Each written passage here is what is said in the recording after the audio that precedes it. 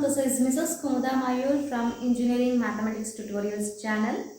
In the last video, we learned about complex analysis, the basic definition of complex variable and complex functions. In today's class, let me explain second major topic, that is called analytic functions and its connected theorems. So let us understand what you mean by analytic function. When we compare f of z is a complex valued function, w is equal to f of z, is said to be analytic at a point z is equal to z naught if the derivative of this complex valued function dw by dz, also says as f dash of z, is equal to limit del z tends to 0 f of z plus del z minus f of z divided by del z. It exists and is unique at z naught. This we have already discussed yesterday in the last video. Further, if f of z is said to be analytic in any region, if it is analytic at every point of the region, this analytic function is also called as regular function. Is also called as regular function or holomorphic function. This you should not forget. In case if they ask in the question paper, you must understand that regular function and holomorphic function are the same as analytic function. So let me continue with the analytic functions. You know that when it comes to connected theorem, Cauchy-Riemann equation or Cauchy-Riemann theorem, which plays a major role when it comes to when it comes to solution of any given problems. First, let us understand what you mean by Cauchy-Riemann equation. Then we'll go for the proof. So, for example, if you consider a complex valued function f of z is equal to u of x comma y plus I v of x comma y may be analytic at any point z is equal to x plus I y, is that there exist a four continuous first order partial derivatives, that is del u by del x, del u by del y, del v by del x, del v by del y, and satisfy the equation. It is this part is very important. Don't neglect this part, and you should also remember this part. For the proof, the mark, the highlighted in the red color plays a major role. This is very important, and it satisfies del u by del x is equal to del v by del y, and del v by del x is equal to minus del u by del x. This is what exactly we need to prove. This I will explain further. So this also can be written as ux is equal to vy and vx is equal to minus uy.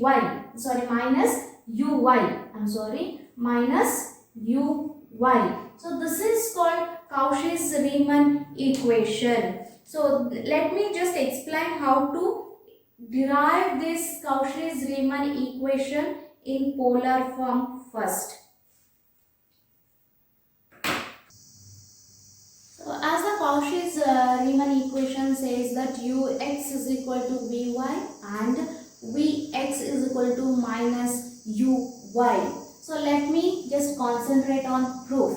Let me consider f of z be analytic at z is equal to x plus iy. F of z is a complex valued function. According to the definition, we know that f dash of z is equal to limit z tends to 0. You can consider either z, or you can also consider del z tends to 0.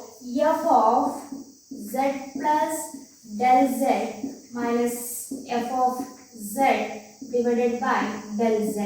This I have explained in the last class. This is the the basic definition of the f of z, whereas this exists and is unique. This we should not forget it. Okay, then we also know that if it is f of z, we have already know this, we have already learned this in the previous video, u of x comma y plus I v of x comma y. You should remember that u of x comma y is the real part, and whereas v of x comma y is the imaginary part. This is extremely for Cartesian form. So I am deriving this Cauchy's-Riemann theorem in the form of Cartesian. Let del z be the increment in z. Similarly, the corresponding to the increment of del x and del y with respect to x and y. So del z is for z. Okay. So further, please remember this definition.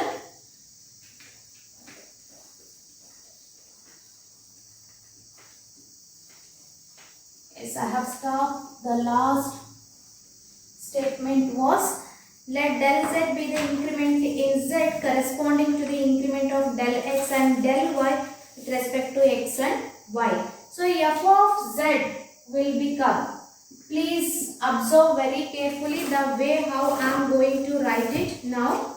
So this is very important. F dash of z, whereas f of z is a complex valued function, f dash of z is an analytic function. So this I am just going to write it as limit is equal to limit del z tends to 0. I have already explained that z is equal to u plus iv, or u of x comma y plus I v of x comma y. I have written in the previous line. So based on that, I can write this as u of x plus del x comma y plus del y plus I v of x plus del x comma y plus del y. You should not forget the basic definition says that z is equal to x plus iy. So minus of u of x comma y plus I v of x comma y. Fine. So after this the entire part is divided by del z. Entire part divided by del z. This is the very important formula. Further we can also write this as in the form of u and del x, y and del y. So this, let me just segregate the what it is real part and as well as the imaginary part. Dear all, you can observe over here. I am just going very slowly because you need to understand the theorem properly. Look at here. This is a real part. This is also a real part, and double lined is an imaginary part. Similarly here also it is an imaginary part. So further step, I am just going to write it. Observe very carefully. This equation is very important. F dash of z limit del z tends to 0. The main intention of this step is to separate real part one side and an imaginary part in the other side. So now this I will write it as u of x plus del x comma y plus del y. So I have taken the first real part minus u of x comma y. So this is the real part of the equation whole divided by del z. Okay, this is the real part. So since limit belongs to both the terms, I will write further plus I will take I. This is the imaginary part. I just underline. So most of the students will miss out here. That is why I have underlined. I limit of del z tends to 0. V of x plus del x comma y plus del y minus v of x comma y whole divided by del z. Let me keep this equation as number 1. So this equation number 1 is very important for the further steps. Now look at this statement very carefully. If you want, you can write it down, this equation. This is very important because once I erase that, you may skip out with the next. You may feel difficulty to understand the next step. If you want, you please write down this equation. Otherwise, I will leave this equation as it is and I will carry forward with the next steps. Okay, because this is the basic equation. Now we know that del z, we are going to consider del z as z plus del z minus of z. Okay, we already know that what is z. We already know that where z is equal to x plus iy, whereas x is the real part and y is the imaginary part. So based on that, this I can write it as del z is equal to, please observe very carefully, this I will write it as x plus del x plus I of y plus del y minus z means minus x plus I y. So when I simplify further, I am going to simplify this in a simple way. Observe here, let me remove all the brackets first. I will write x plus del x plus iy plus I del y minus x minus into plus gives you minus iy. Observe very carefully here. See, plus x minus x goes away, plus iy minus iy goes away, so that you can clearly write this del z. You can clearly write this del z as del z is equal to del x plus I del y. So let me keep the first equation as it is and let me move forward with the cases. Wait. Now let me erase this.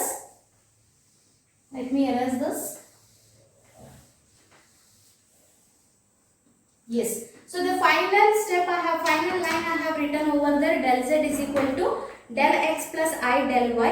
Since del z tends to 0, I can write, since del z tends to 0, we can write this as, we have the following two possibilities. If del z tends to 0, I can write it as del y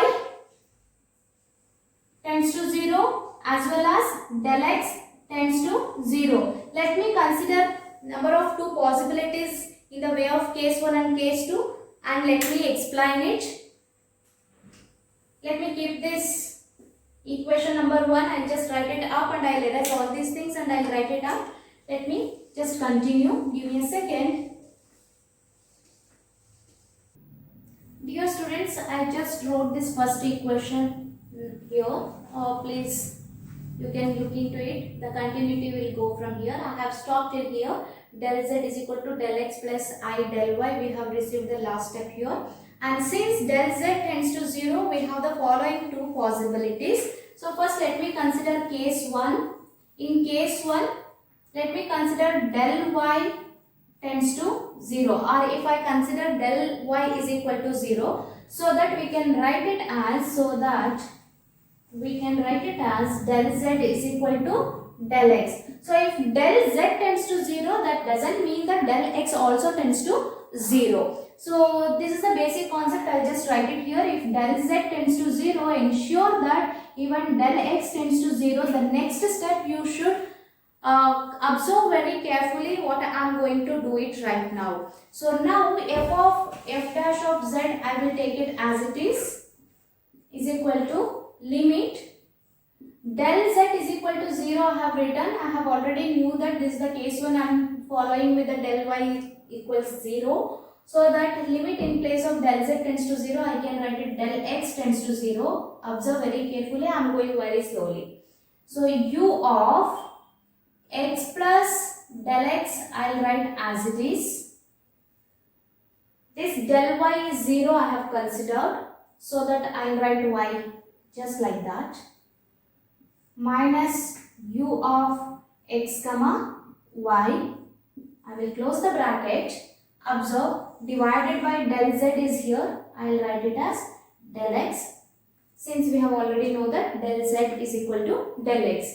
Further, for the imaginary part also observe, I limit, see del z tends to 0, I will make it as del x tends to 0, v of x plus del x comma y minus v of x comma y, and keep as it is, divided by, in place of del z I am going to write it as del x. Hope you people understood this step.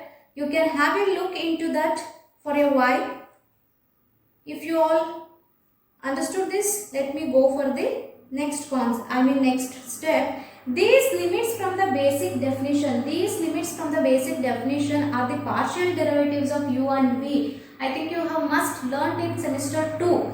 Engineering mathematics 2, you must have learned that this is the basic definition of partial derivative of u, and this is the basic definition of partial derivative of v, so that we can directly write this as f dash of z. Since it is a partial derivative of u, directly you can write this as del u by del x. Del u by del x plus I will write as it is, and this I will write it as del v by del x. Ensure that both are del x. Most of the students will write this is del x and this is del y. Not. This is the basic definition of a partial derivative of u and v. That is why I have replaced this part as del u by del x. I kept as it is, and this is del v by del x. Let me keep this equation as number 2. Let me keep this equation as number 2. This is the end of the case 1. So let me go for the case 2. I am just going to erase only this part. I am just going to erase. For the case 1, I have considered del y is equal to 0 if I am not wrong. So for the second case, you must have, by this time you must have got the idea about, I am going to consider for the case 2 del x. Let del x equals 0. I am just copying this second equation here. Let me copy down here. The second equation is, for your better understanding, let me use some other color. F dash of z is equal to del u by del x plus I del v by del x. This is equation number 2. I am just noted down in the corner. So let me come for the second case. Let del x equals 0. Now dear all, you must say that I have the last line del x plus I del y. So this del z will become, so observe, del x will become 0. So del z will obviously become I into del y. So that you must know that here, in case if del x equals 0, so that del z is equal to del y. So if del z tends to 0, ensure that if del z tends to 0, I have already explained that for the previous case as well, del y or I del y also tends to 0. Similarly, del y also tends to 0. So let me consider the first equation. Now the first equation will become, let us just substitute it back. F dash of z is equal to limit, observe very carefully here, del z equals 0 is there. So I am going to make it as del y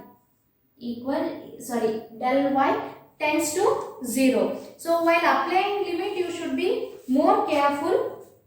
Now x plus del x is there, the function of u, x plus del x, I am just going to write it as u of x, since del x equals 0.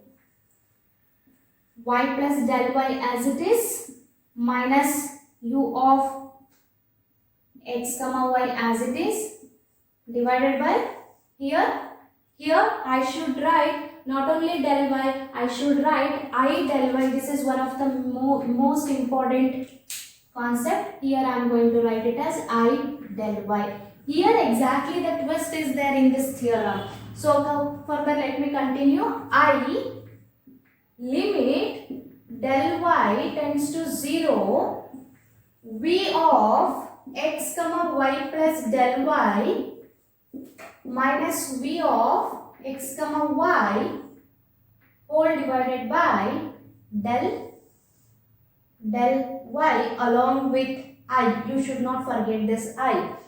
Dear all, you can observe here, I can cut this I with this I, but here you can observe one more I. So now this will become the real part and this will become the imaginary part. How do I simplify this 1 by I? We all know that if it is 1 by I, do this as I by I square. This gives you I divided by I square is minus 1.